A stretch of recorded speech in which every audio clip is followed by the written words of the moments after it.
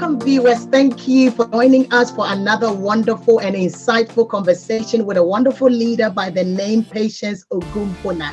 She is a wonderful lady. She is a transformational coach. She is a mama to two wonderful kids. She's an entrepreneur. She is a trainer. She is an author, and I have known her for a while now, and she is sensational and inspirational. And so we're going to be talking to Patience. She's written a book as well that I've got a copy of here. We're going to talk a little bit about that book, but I believe that it's a book that each and every one of us should get a copy of. You've got to get a hold of it, and it's going to guide you along the way. So welcome aboard, Patience. Thank you very much for joining us for this conversation today. I am totally excited to be here. I believe that the more we can share about leadership from a female perspective is great. And it's an honor to be part of this series, which is just lending my voice with other women and other people who are making a difference, to make a difference as well. So thank you for having me and for having the series. Thank you. Thank you very much. Thank you. So I'm going to try. She's a wonderful lady, as I said. So there's so many things that she's doing, and we're going to try and go through a little bit. We're not going to go about all her introduction straight away, but then we will unpick a bit about her as we go along. And so I want us to look at who is Patience, the transformational coach. What does it mean to have a transformational coach or to be a transformational coach? Well, I think nobody has ever asked me that question. And so this is just brilliant, because I think no matter what you call yourself, how you interpret it is different from how anybody else would interpret it. It's just, so interestingly for me, a transformational coach for me is one who takes people on a transformational journey alongside them to achieve their goals. But it's centered around my company, which is ATI, which is Aspire, Transform, Inspire. And I've always heard on a spiritual level, the words that say transformation is at the heart of your business. And it literally is, because the A stands for Aspire, which is I help people to look at their aspirations, the dreams that they've held for years, or the people that they were meant to be from, to fulfill purpose. And then to go ahead and have the courage to go on that transformational journey. And realize that you need to do that to get to who you are supposed to be, and then once you are transformed and you begin to deliver, you go ahead and inspire other people. So for me, I believe that my work is about getting you courageously on your journey, but both of us achieving the multiplication effect, because I believe that the humanity is called to go be fruitful, multiply, and replenish. And for me, that is the foundation of whatever I do all the time with people. So yeah, that's what it means to me. I mean, looking at you, you wear multiple hats. As I said, she's an author, she's a transformational coach, she's a trainer, she's a mom, she's a wife. And I think that one of the things that has come through from some of our viewers today is excuses. We make a lot of excuses, but I've got things to do, but I've got kids to look after, but this, but that. And for a woman that wears multiple hats, how do you juggle all of them? Yeah, it's interesting. I feel like I juggle less than most, only because my journey started later on in terms of entrepreneurship. But over time, as a mom, especially, when my kids were younger, I had to juggle like many people had done in this COVID-19 situation. Yeah. I'm glad I'm not one of them, but I think juggling is all about being aware of your priorities and what you really want, and the fact that there are interdependencies. When one thing goes up, unfortunately, one thing will come down. So I believe in managed imbalance, not balance in that sense where they say you have to have life balance, because at some point in your life you have an imbalance just so that you can achieve something. So I believe in managed imbalance, whereby you know your priorities and you never let those priorities based on your values go down. However, you would stretch yourself in other areas to be able to achieve what you want to achieve. So if it means, for example, just giving an example, as a parent, the daytime the kids are awake, so you use the night to do something. It is for a period of time to achieve that Yeah. goal. So, and that's been my principle even before I became a parent, because I remember in university my dad asking me, you sleep a lot. We've known you to be somebody who sleeps a lot. How are you coping? I said to him, actually, I sleep a lot, but I sleep on the floor in my room. And he said, what? You have backache? I said, my point exactly. So I'll have to wake up and deliver and read, because I know. So instead of sleeping on my bed, I sleep on the. So it's strategies to be able to achieve what you want in a short period of time. Yes. Yeah. That's fantastic. And I like what you were saying, that it's about priority. Sometimes people think that if you have got multiple things to juggle, you've got to give an equal percentage of time, an equal percentage of resources to everything. That is so impossible. You said it's an up and down. So one time you might have to give 90% to this, and the other 5 or 6 thing can split the 10%. And then at another time you shift the focus. So it's all about prioritizing. So it's not about equal split. I mean, I have that problem with myself. I've got twins. A twin son and a twin daughter. And my son always has got it. He goes, but you give this person more attention, or you give me less attention. And I'm like, the fact that you were twins, born 1 minute apart, all of you have different needs, all of you have different things that you need at different points in time in your life. So it's a balancing act that I've got to balance. And again, sometimes he will look at his younger sister. He goes, but you've given her, the 4-year-old, more attention than you've given. I said, you were 15, son.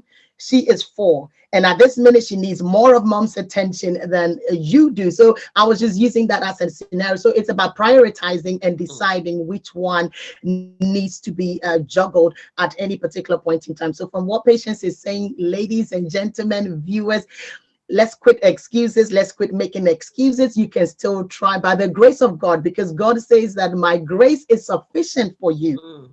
My grace is sufficient for you. So I will never put more on you than you can bear. So whatever God has called you into, you pray to him for wisdom, and you're like, God, can you help me to juggle all of this and teach me how to split the time and the resources accordingly. So thank you very much for sharing on that. You said something about your entrepreneurial journey starting later, which is fine. I just want to draw the differences here, that it doesn't necessarily mean your leadership journey started later.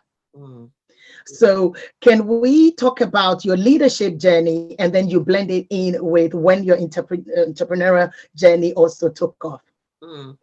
Yes. And again, leadership is something that many people don't gain an awareness of very early on. The thing I've said is that I like the fact that being part of the John Maxwell team, an executive director with the John Maxwell team and a member of the Presidential Advisory Council, one of the things that we always say in the John Maxwell team is leadership is influence. Now that means that if you're at home and your mom says, oh, your baby brother is coming home, guess what? You're an influencer to that little baby brother. Because when they start to be aware of what you're doing, they will imitate it and they will copy it. But not many of us are aware of that in terms of what that means. So leadership underneath is influence. How you influence other people is not position necessarily, but position can actually give you that permission over people. But that doesn't mean people will give you the permission just because you have a title. So all this awareness was not there for me, but I would say as I got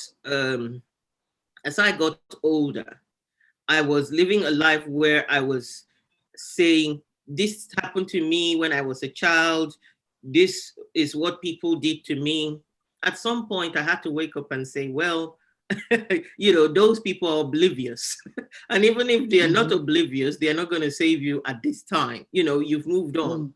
So whatever my inheritance was, I needed to wake up to the reality that I needed to take responsibility. So the second part of leadership is taking responsibility. And for me, that is self-leadership. So my awareness of self-leadership came around about when I was 30. I made up my mind that who I'm going to be for the rest of my life will be determined by what I do right now, the choices I make. So that's how it's linked to my journey, not just in entrepreneurship, but what you call entrepreneurship. So I looked for jobs at the time where when I go in, I want to make a difference. Mm. I want to be part of the decisions. I want to be part of what makes that place unique, what makes it brilliant. Mm. So obviously in Mm. audit, it was a little bit possible because I could influence people through telling them what was wrong and things like that. Yeah. So, but I think my increased awareness came more when I got into entrepreneurship, more so when I stepped into wanting to lead who I would class as my as the tribe I identify with, that I would be able to help with my lived Mm. experience, which is introverted women. I recognized that I've stepped out, Mm. but there's a step up. And leadership Yeah. is the third thing about leadership is that step up. That step up to say, I've taken responsibility for myself. I step up to take responsibility for others. And Mm. so that is that next level. That is another point of making a choice, a courageous one. Mm. Each is Mm. courageous, but I think the most courageous is when you say, I'm stepping up to take responsibility, not necessarily to rule over people, because that's what people think leadership is, to take Yeah. responsibility for helping people to achieve something with their lives. And so Seven. that's for me is my leadership Seven journey. people. Wow, that's amazing. That's serving people. I like what you said, the difference between entrepreneur and entrepreneur. And sometimes people think that that's some of the myths and the misconception that I can only become a leader when I'm an entrepreneur. But you just hit it there. You can be working for someone and step up in your leadership role and make sure that you influence that place that you are, brighten the corner where you are. Some people are waiting. They are marking time in an organization and waiting. I'm going to keep my mouth shut. I will not add my voice to the conversation. I'm waiting till I can and get to my own destination, or until I can create my own company or my own business, that then I will come on, you're killing your leadership Yes. potential. You are killing it. The longer you are waiting, the longer you are silent, because I believe that leadership is an evolving word, and the more you practice it, the better you become, the sharper you get. And so you cannot be silenced in a place for 10-15 years and then decide that after 10-15 years I'm going to set up mine and I'm going to have the voice. You would have developed certain habits, and you would have indirectly impacted negatively on yourself. So that's very great as And I well. think it's just worth mentioning with what you said that in it's something that whoever is watching this and owns a business or is a Yeah. CEO of an organization, to recognize that not many people have that awareness that they lack leadership skills or that they need it to be effective, Mm. to be personally effective. So if as standard, a leader in a you're already a leader of your organization, you should offer it as standard to people to experience and to train and to develop and to discover their leadership style, their Themselves. leadership strengths, because the effectiveness of your business depends on it and the success depends on it a lot. So I think that's Yeah, important to mention as that's well. amazing. Yeah. Thank you. You told me an amazing story about yourself, how you finally broke free and how you finally stepped up. Would you want to share it with our viewers? Um, well, I think it was, if you're talking about the story of maybe, again, a pinnacle moment in my life when I turned 40, that's Yeah. interesting because, again, maybe I look younger than 40, but obviously I'm not. Yes. I'm just drinking the same water that Gertrude is drinking. So just to let No. you so just to let you know, we're drinking some good water, some I good bet water we and are. wine here. So, so to look young. Yeah. So I think for me, uh, becoming the person I am today, I stepped up more when I turned 40. When I just recognized that although I've been on a good personal development journey, there were still shackles holding me back. I wasn't being authentic, my authentic self. I was too afraid to be my authentic self. And my authentic self now, even more, I recognize is that introverted woman that needed to give herself permission to be who I am. and to realize that I have something to bring to the world. So I think when I recognized that, what did I do? I'd never been the center of attention. I always love to give people the center of attention. So I chose to have the most massive birthday party you can think about. and again, I knew that there was a part of me that was very loud, but wouldn't always be loud. So in that birthday party, I wore the brightest orange. It was the brightest orange room. I decided to sing on I think stage. you got to give me a picture of that to put up. Give me give me a picture of that birthday picture. I'm gonna put it up so we can try and picture you. And picture, definitely, it was loud. It was the loudest makeup. I'd never had my makeup professionally done, but I was flabbergasted when I saw my face in the mirror. I was like saying to the makeup lady, "You don't expect me to go out looking like this, do you?" And she said, "Your pictures will look sharper. This is what I do. If you didn't want a professional makeup artist," I said, "I wanted one, but I wanted to be subtle." And she said, "No way can you be subtle." And I thought, okay, I'll go with the flow. So I stepped out. It's like, and I chose songs that said things like "Moving Forward" by Israel Houghton, not looking back, because I had to draw the line between who I was and who I wanted to be, because I could see it in my spirit that God was saying, "Look, you've played small, you've stayed mediocre." And there are stories, there is a particular verse in scripture that I held on to from my youth. And it said, it was Esau. Now, Esau is not a very good example of somebody who's succeeded. However, there are some key things about him, because he wailed about not having a life that he wanted, not having the blessings that he wanted. And I think his father then said, "When you are tired, you take the yoke off your neck and you'll be free." And obviously, when Isaac met him on the road, he said, "But why are you sending me presents? I'm just as successful. I've got my own thing, going for me." And so, but that word that when you're tired, you take the yoke off your neck and you be free. I thought I owned up to the responsibility, and I said, "I'm going to work with you in partnership, God, because you've given me the command that I can take off the yoke of my neck and be free." So that was an announcement from then to start doing that. Now, that was out of character, but it was an important marker in the ground to say, from here onward, I'm going to be myself, but when I need to stand up and stand out, I'm going to do it.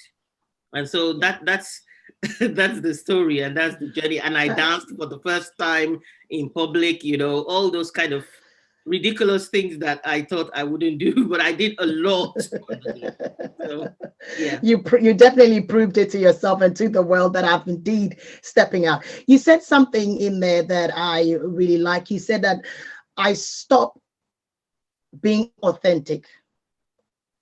But what is it that stops people from being authentic? What is it that is holding people back? I mean, I know that you would have coached a lot of business owners, a lot of ladies, coached a lot of people in senior management. What would you say that are some of the things that hold people back? Because I want the viewers, sometimes you are being held back, but you are not aware, which is what you said. When you were ready, you would take the yoke off. But how do I know I have a yoke on my neck when I don't see it as a yoke? It's that moment when you step into revelation. And for me, that bit is the prodigal son. The Bible says that there were this young boy that said to his father, "Father, give me my inheritance. I want to go." The father gives him his inheritance. He goes with a range of people. They spend all the inheritance. He had nothing left. He ended up in a pigsty.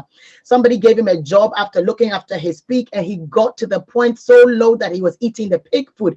But the Bible says, and then he came to himself. Meaning he stepped into revelation, he stepped into understanding, and he said, even in my father's house, 7 have food to eat. So I'm going to go back to my father's house and even become a 7. But for me, and then he came to himself, which is what Isaac said to Esau. When you come to yourself, when you realize it and you get tired, you remove the yoke. So what are some of the things and excuses and the limitations that we place over ourselves year in, year out? I'm sure you would encounter a lot more because of the people that you get to train and support. Yeah, well, as they say, transformation starts with me. So authenticity for me was more saying exactly what the prodigal, I like the example of the prodigal son, because you just look at yourself and think, I know that I have potential. So why is Yeah. it that I'm operating below that potential? Mm, I'm going to go back. And that significant bit after saying he came to himself, he said, even if it means being a servant. So that mm, element is like, even if it means being laughed at, even if mm, it means mm, being ridiculed, I've got to mm, come out and show what I have. I've been mm, holding it precious. And so therefore I will be compromising, people pleasing, afraid of what people will say, what people will think about me. mm, But now I'm going to mm, go back. I know my brother might be angry. I know my father might say all sorts of things. But when I go there, I'm going to humble myself, mm. but I'm going to develop humility. So for Yeah. me, I believe authenticity. Some people's authentic self and some of us, our Mm, authentic self is not great. So if mm, you're going to take the risk of authenticity, you mm, also have to find the courage to develop the areas of your life that you know are not mm, serving your purpose or not representing who you really want to be. So he wasn't mm, humble mm, and mm, he needed to be. So I said mm, for authenticity, it means I'm going to come out as my real self. Then the areas that I need to grow, I'm going to humble myself and grow in those yeah. areas. For me, that's what Yeah. authenticity means. You know, Mm, there's a lot of shout in my industry saying, be your authentic self. Some people's authentic self is terrible. mhm, Let's be honest, mhm, it's mhm, terrible. And if they show that, so part of the reason why they are not authentic is because they know that and they're not willing to change. If you're not willing yeah. to change and willing to see yourself the way you really are based on that awareness and to make a change for good. You know, that's the problem with our world. Some people are actually their authentic self and it's horrible, and they insist on being Yeah. their authentic self. So Authentic self. authenticity alongside vulnerability, alongside a willingness to change what is not right, what's not working, is key to me. So that's the way I see it. Okay. Okay. And I think what you're also saying is we need to work on ourselves. Mm, I mean, it's all well and good being a leader. It's all well and good trying to influence people. It's all well and good trying to motivate and encourage and inspire people. But it should start with me. mm, You should do some groundwork. You should do some groundwork on yourself before, and then you should be proud that this is what I'm presenting to other people.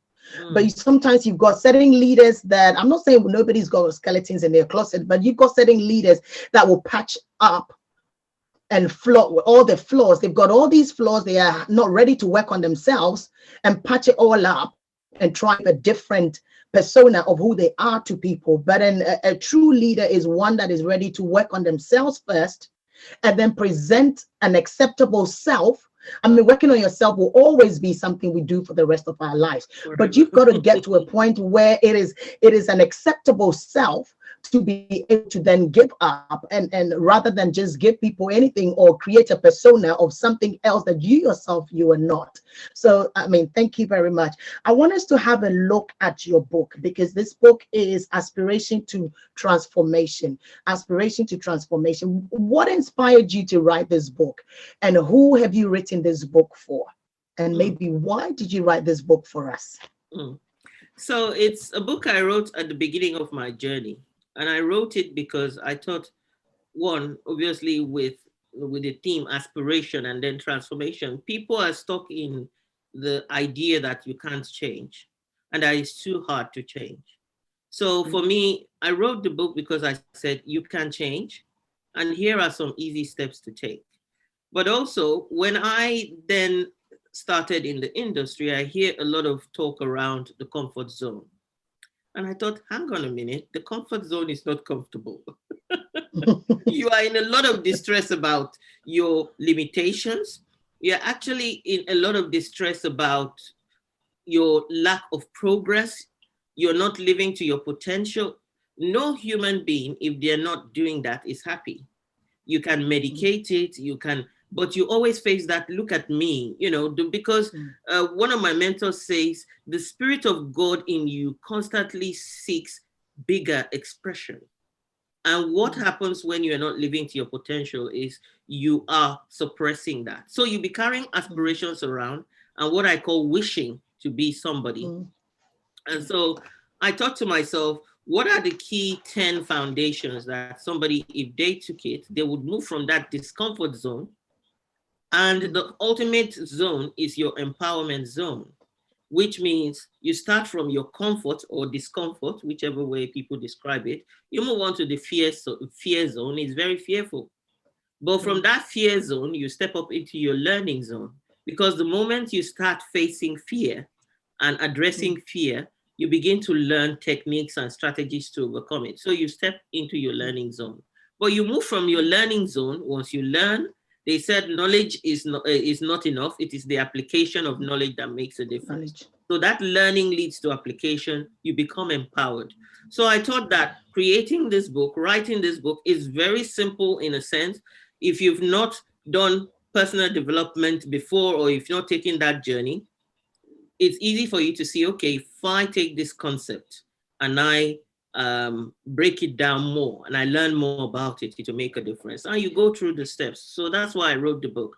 For that person who is aspiring and has struggled to define and clarify the journey they need to make, helping them to create a success pathway to transformation and become the person they want to be. Yeah.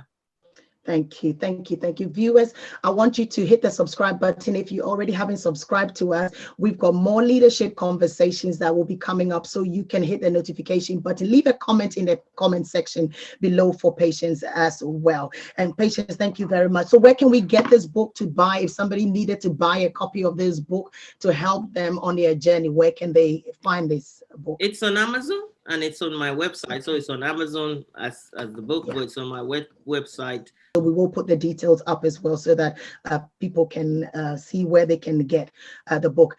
You said that you are a John Maxwell coach. What does it mean to be a John Maxwell coach? What is John Maxwell himself all about? And why did you choose John Maxwell? I got introduced to John Maxwell not through the John Maxwell team, through his work that he does in an organization called Ep3. So this is a faith-based organization that actually is driven by bringing transformation to nations, but doing so on a spiritual level, also giving a lot. So it's a charitable organization. It's a not-for-profit. And I was getting emails from him, and so I noticed that he also talked about wanting to do this with people and through people, transform the world with people and through people. And I was really like, oh, may I link up with this man, directly one day, And so the day came, I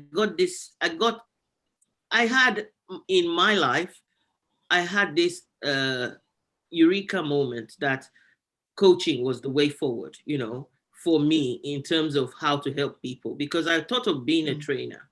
And I thought that next level where you empower people. So training is great, but I just like the word empowerment. The word empowerment always means that you help people find their own internal resources to actually then be independent. I'm being introverted, or even not being introverted. Generally, my leadership style is to empower you. I don't like dependency. I like independence. So even for my children, I don't want them to depend on me. I brought them to be to be independent, and then I started feeling sad when they were too independent.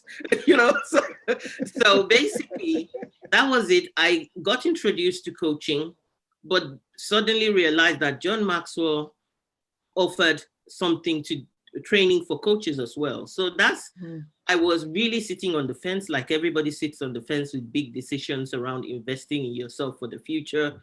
Then my mom died.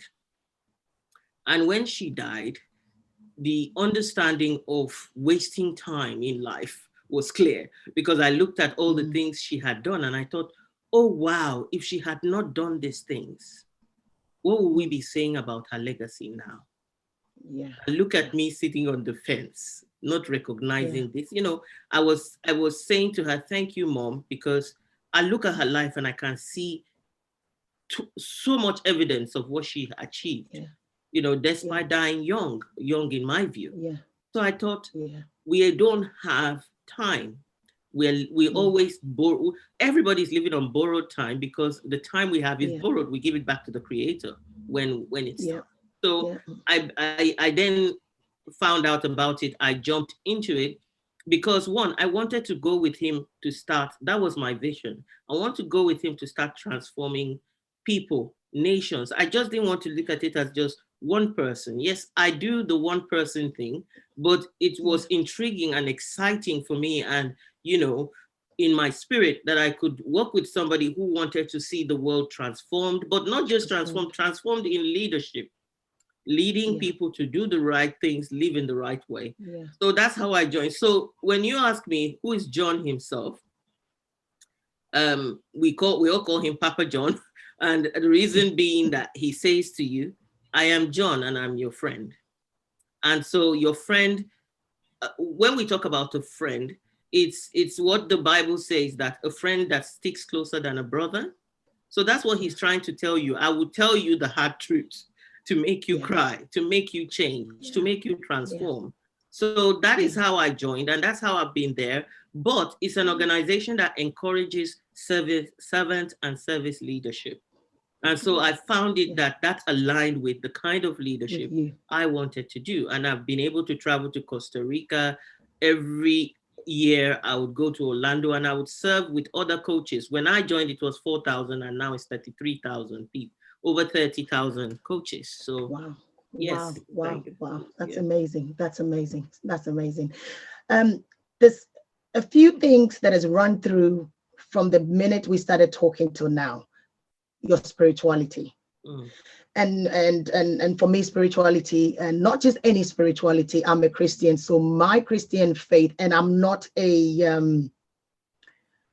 religious person. I try to have a relationship. I'm a relationship person with God. So I'm not talking about somebody that just has the title of a Christian. But I can tell, and over my years of communication with you, spirituality is a big thing. How has God influenced your thinking?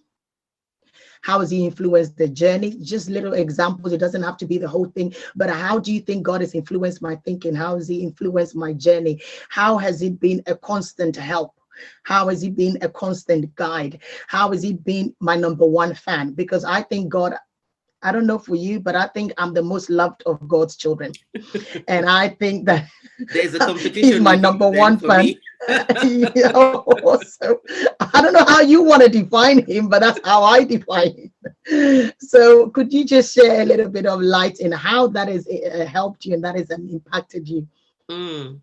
I think when it comes to the faith and Christian faith, I discovered my relationship with God by challenging Him.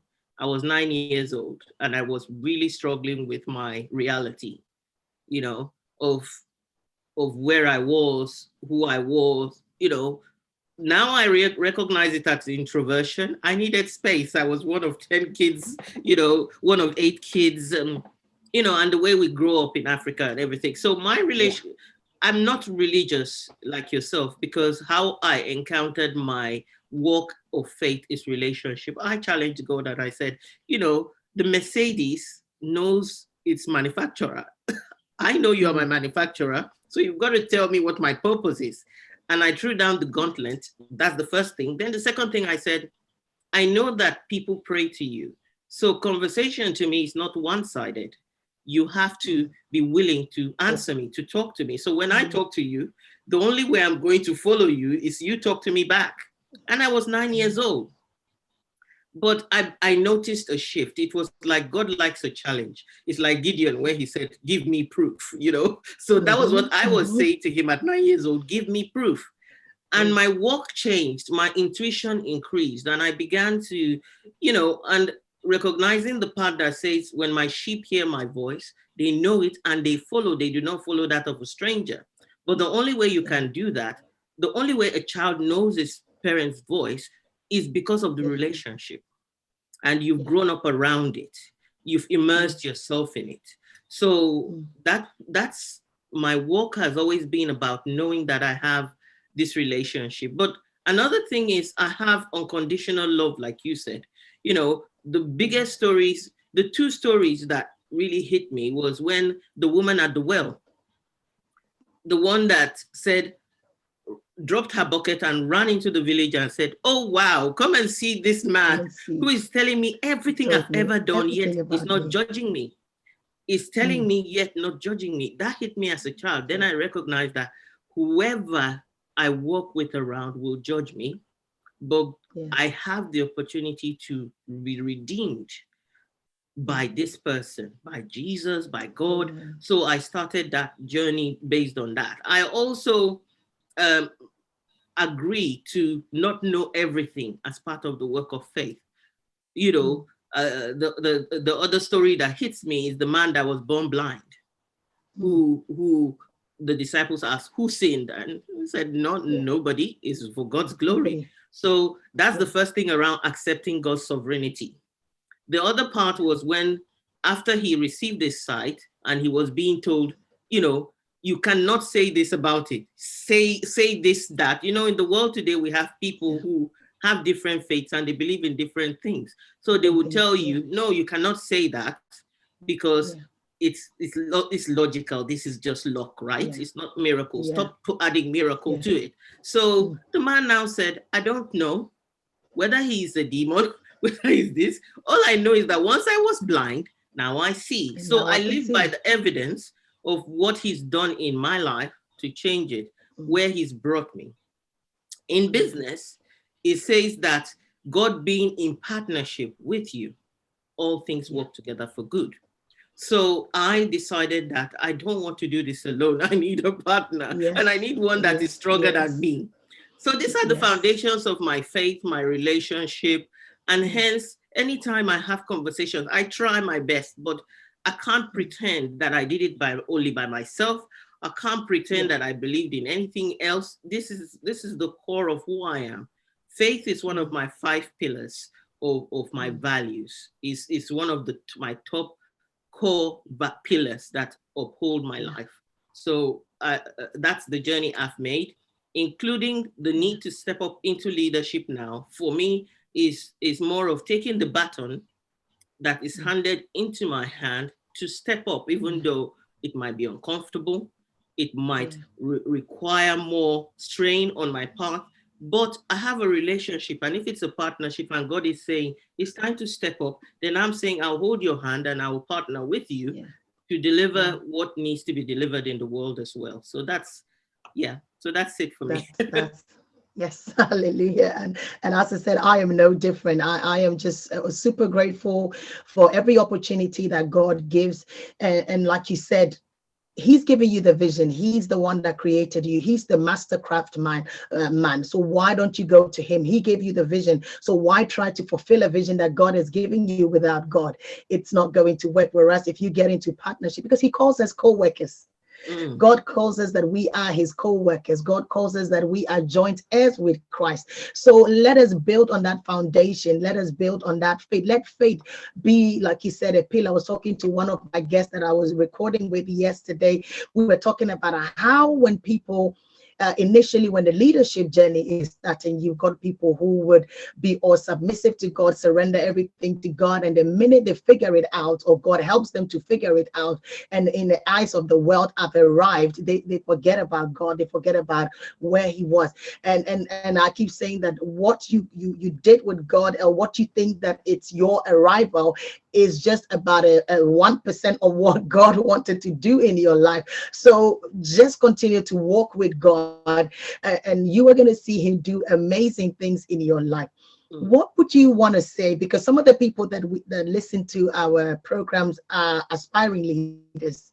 What do you want to say to someone that is saying, I want to be a leader, I think I've been called to be a leader, but what advice would you give them? Because sometimes the whole leadership thing can be a daunting thing. The whole leadership thing can be scary because for fear of what people will say, for fear of criticism from other people, it can stop a lot of people from wanting to step up and do something. What would you advise somebody that is asking that question at this time? I would say start with self-leadership. Your confidence is built from you giving yourself a command and obeying it. Because the hardest person to change is yourself. So if you feel leadership is daunting, start with yourself. Start with what are some of the principles you've learned? How do they apply to you? Start that way. Confidence is built from results as well. When you begin to see your own transformation, you will have a formula, you will have a mindset that allows you to share with somebody else. So think about leadership like mentoring. Mentoring because you want people to achieve something for you or with you or through you, you know. So think of it in that way, that whatever I have learned, my experiences, they are nothing, or they wouldn't actually increase me further without me giving it away to somebody else. So it's like when you look at the hierarchy of need, at the top level, there are 7 levels, and at the top level is, you know, I talk about that in my book as well, the hierarchy of need. But at the top level of our need is the need for significance. And nobody achieves significance without impacting another person. So if you're looking for significance, that's how you achieve. All the other levels, you work on yourself. Level 7, 6 and 7 requires you to work with others and for others to be able to achieve that significance. And to a high degree, that's where fulfillment lies. Fulfillment lies in the space where you support other people and see that that which was you thought was waste or just for you, somebody else is using it and really being elevated by it. It really raises your energy, it raises your fulfillment level, and you need to be depleting so that you can also find space for increase. You know what I mean? So leadership is not daunting when it's looked at in that way, in sense of impact. When it's daunting is when people look at it as a title that gives you the opportunity to dominate other people. Domination does not equal followership. It does not equal results. People will rebel. People will sabotage because they have not given you permission to lead them. They'll give you a headache. You know, think about parenting. How many of us know that our teenagers cannot be controlled? You know, you think, I'm your parent. That's my title. But then your teenager looks you in the eye and say, duh, that doesn't mean I'm going to do it. Good luck. I'm sometimes reduced to begging. So you end up. I am sometimes reduced to begging my son.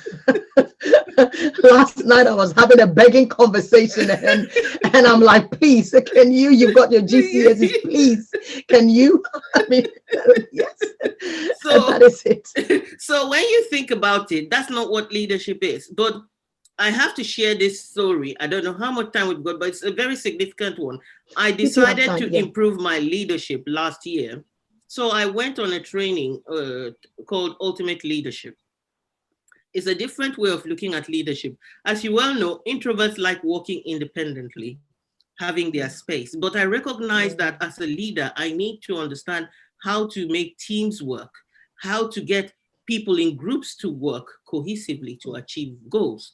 So that was part of why I did that training. But I then realized, okay, I'm a solopreneur. I don't necessarily have a team. So I have freelancers that I use, but not that I have a team. But my goal is to build a team over time. So I thought, I have a team in the house. It's my family. So one of the assignments was that we should seek feedback, you know, so that we should allow ourselves to be vulnerable. By being vulnerable and talking about where we want to grow, the people around us, they say, when you give yourself permission to grow, others around you grow. So I said, okay. So I called that evening on a Saturday. I said to them, Sunday evening when we do our prayers, Mom wants to give you guys permission to give me feedback about my parenting of you, especially in this season where we've been in lockdown together. I feel like our relationship has been a bit strained in many ways, and a lot of claws have come out on both sides. So I need feedback to understand it. So I then sat down. It was brutal. It was very brutal.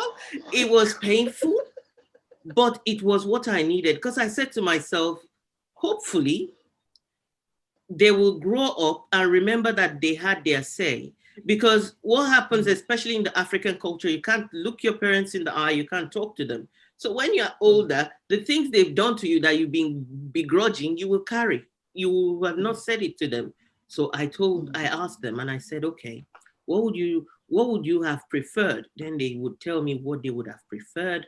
They mentioned it, they did everything. I listened. My husband was exasperated. He was like, I don't think I want my own feedback. Don't add me to this conversation, but he was actually jumping in to defend me. Then I said, I don't want defense. I'm really honest about listening, and what happened in the end was that I just did it. And then we said our prayers and I said, I will do my best. Lack of awareness sometimes does not allow you. These are blind spots I wanted you guys to point out to me. I don't want to treat you how I think I should treat you, but you're now old enough to tell me how you want to be treated. But then I took the time before the prayer to have my say, to say, this is the reason why.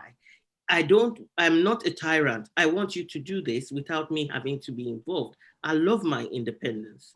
And I'm telling you, I was surprised. After that day, there were so many shifts without my having to say to my children. It's like we've said our piece and we've come to a clarity of what is important to both sides. And you've promised to respect us, so we'll respect you back. And it's like I had to do less mentioning of things. But Mother's Day, each person was falling over themselves to get me something. Mother's Day was Sunday. I still had something arrive yesterday. And I was thinking, and my daughter, the most significant example I want to give is this. I was struggling with conversations with my daughter because she's also introverted. She'll close her room. Even when she was 6, she put a sign on her door to say, keep out, That's how, and she's hardcore. She's hardcore to my son.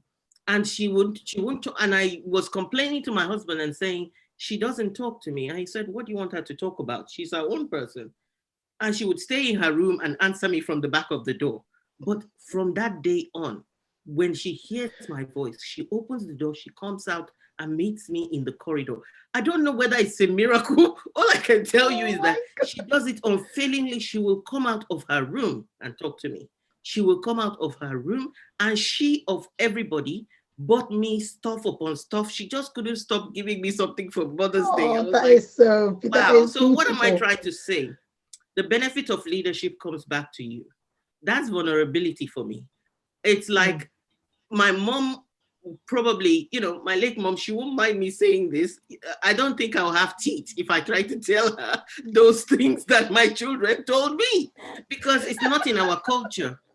But I recognize where I'm going. I recognize who I want to be. And sometimes what that requires, the price it requires to be paid is different. You might be comparing yourself to me, but if my calling is different from your calling, what price God is asking me to pay is different from your price.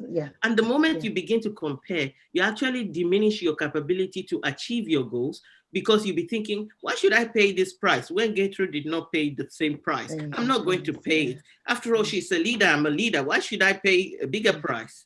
But if, like Joyce Meyer would say, when she was crying to God and saying, I want to achieve this, God said to her, this is what you have to do. Then she'll cry back and say, why don't you go talk to Dave? Dave is the one that needs to change. He's making my life miserable. He's making my calling miserable. And then she said, God said to her, do you want your promotion or not? And she said, I want it. He said, okay, so it's not Dave we're going to focus on from today. It's Joyce, no matter how painful. And she was like, grudgingly accepted it. But she said, I'm glad I did, because God took care of Dave and he took care of me. I was trying to take care of Dave so that I could lead him. But God said, leave Dave to me. If you want your promotion, I'll take care of you. Focus on you. Those are the principles on which I live and on which I have operated my life, and they have made a difference. So I just wanted to give you an example of how I see leadership, especially it's not about even the lowness of somebody to me. I'm not going to force you because you're low to me to lead me. You lead to allow me to lead you. You give me permission because I have modeled something for you. Yeah. You are inspired by me, and you respect me without me having to add duress or enforce myself. And that's my style anyway. So yeah. Oh, thank you. That's that. I think I might just take your advice and go and face my almost 16-year-old twins. Not. Oh my God. You wrote a quote in your book, chapter 11, page 38, and it says that hope is not a strategy as some might presume it to be. Hope is positive outlook that helps you pursue a growth plan or get intentional about taking action to change your life. Mm, mm. And that's a quote that's written by Patience herself. What are you trying to get? What message are you trying? We want to conclude it on this message. What message are you trying to get out to someone in this particular quote? So hope is essential. If you don't have hope that there's tomorrow, there's no point. You will not make a move. However, hope in itself has no meaning to you. You can sit and be hopeful on a chair. You can. Someone says, "Oh, there is a block at the top of your head," and you go, "I'm hopeful it will not fall." The next thing is you move to make sure that it doesn't fall on your head. Of course. So that for me is the principle. But it's the other way to look at it is if you switch the word hope with the word grace.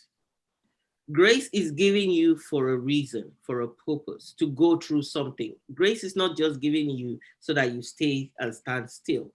It's giving you so that you know that whatever happens, you taking action, you believe that a positive outcome is on the other side. So that hope drives you towards seeing that reality come to pass. And so that is what I was trying to say, towards the end of my book, talking about the principles that I was asking people to apply to their lives. I wasn't going to leave out hope because I believe that people sometimes don't look at that dimension, that spiritual dimension, or that dimension of positive mindset. I don't see negativity. I always said that there is no way that negativeness ever served anybody, but positivity on the other hand gets you moving. So that's what I'm trying to say with that quote, is that you can move forward if you have hope. Thank you. Thank you very much, Patience. Viewers, I would like to say a very big thank you to Patience. Thank you also to each and every one of you for joining me. If you want us to discuss a particular topic in leadership, you can send me an email at info@dpglobalministries.org. If you are a leader yourself and you think you want to add your voice to the conversation, I'm interested to having a chat with you and we can put together something for the viewers. But I want us to go home today as viewers, believing that you've got to transform and become everything that God has called you to be, and transformation starts with you. You've got to start transforming yourself. You've got to start transforming your life. And the way that you can start doing that, as Patience says, go back to the person that created you and say, God, what was your intention when you made me? Because God designed each and every one of us for a specific reason, a specific assignment, a specific agenda, sometimes even for a specific group of people. So go back to God and let God begin to tell you what his intention was. And we learn from Patience, have a conversation with God. God is always waiting to have a conversation. Yes, there is reverential fear. Reverential fear does not mean that you cannot have a conversation with God. Some of us have become too fearful of God, or you are too terrified of God that you don't have a conversation with him, or you don't wait for him to talk back to you. Have a conversation with him. Let him talk back to you. Figure out what it is that you were called for and say, God, I'm ready. And the next thing is, whenever the student is ready, the teacher will show up. So some of us are saying, I don't have the education, I don't have the know-how, I don't have the connections. You just be ready and you just step up and say, God, I'm ready. God himself will begin to bring the teachers into your life and you will get to that next level. You cannot remain, as Patience says, it's not even a comfort zone. Absolutely, it's not.